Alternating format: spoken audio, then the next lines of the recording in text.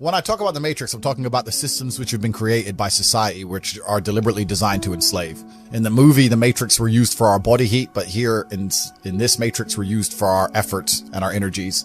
And you're existing inside of a system which is deliberately rigged to make the rich richer and for the poor to stay poor. You can sit there and get upset about it. You can sit there and cry about it and say the system needs to change, which is what some people do, socialists, XYZ. But I think I know that's a waste of time, right? That's futile. The best thing to do is to understand the rules of the game and find a way to win. So yes, the game is rigged. Yes, the rich are always going to get richer. Yes, the poor are always going to struggle.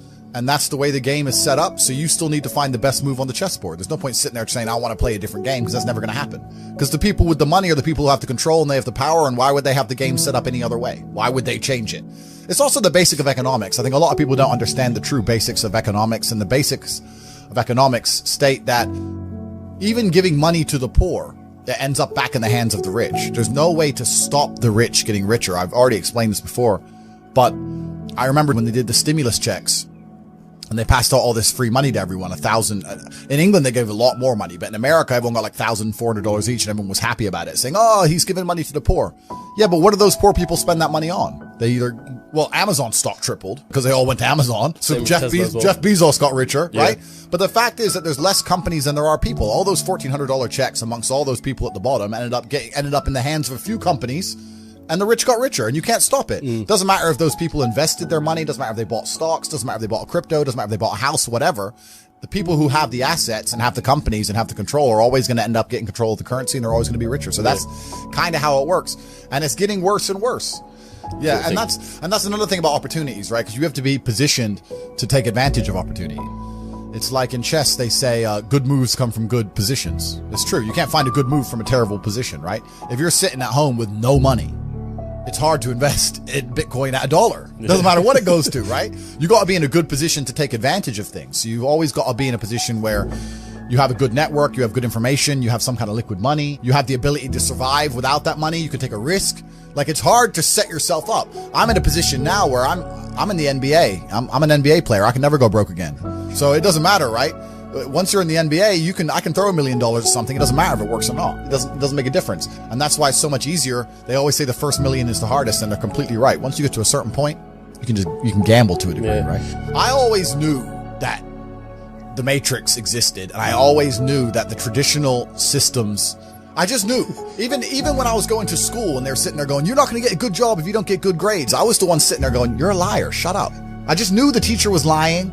I knew I knew college was bull. I knew university was a lie. I always knew it was a trick and a con. I didn't truly understand things to the level I understand them now, but I had an intrinsic understanding. And I think everybody does.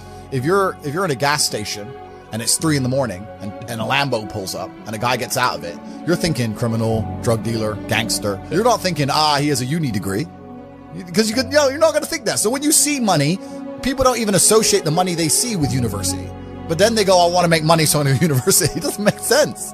It doesn't make sense at all. So I think everybody knows that the system and the path they lay out for you is not a path that's going to lead to where you want to be. And I didn't know what the other path was, but that intrinsic distrust for the system and that distrust for the things they wanted me to do made me search for other avenues. And then I found them, right? And if you speak to the people who are richest, if you speak to the people you know, this is for everyone at home as well, if you speak to the people you know who have the most money and go up to them and say, hey, what made you rich? None of them say school. Do any of them say school made me rich? I got an A in GCSE. Like, who gives a shit? It's right? It's all indoctrination. So I knew it was indoctrination, and for that reason, I was always searching. And if you're searching, you're going to find. They teach you things that, the problem is as well, it's difficult because the way that humans work and the way that we've evolved as a species is that we don't really learn lessons unless they're learned the hard way. I believe that unless a lesson is taught the hard way, you're not going to learn it. You can have so many near misses and people won't learn their lesson. Bro, you must know a guy who goes out there, nearly crashes his car, doesn't slow his down until he wrecks it. Like, this is how people are, right? So you need that pain for the lesson to sting enough to really genuinely go inside of your mind. And it's the same with everything. It's the same with driving a car or business. Truthfully, if you want to learn a lesson about business, you're going to have to suffer at some point, right? So we always say that most people are not successful with their first companies, X, Y, Z, blah, blah, blah. I get that. The truth is, there's a lot of people who make a lot of money with their first company, but they just get act an idiot, and it all blows up in their face. And that's how you get the discipline on your fourth company, that when you have $3 million in the bank, you just leave it there.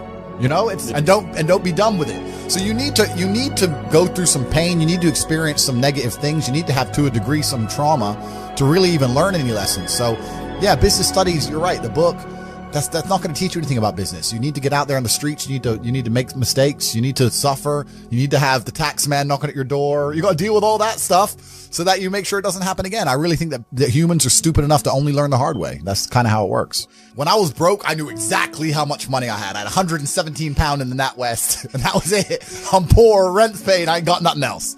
When I was broke, I knew exactly how much I had. But now I'm at a point where it gets really difficult to truly measure how much money I have, because you have cash. Okay, that's easy.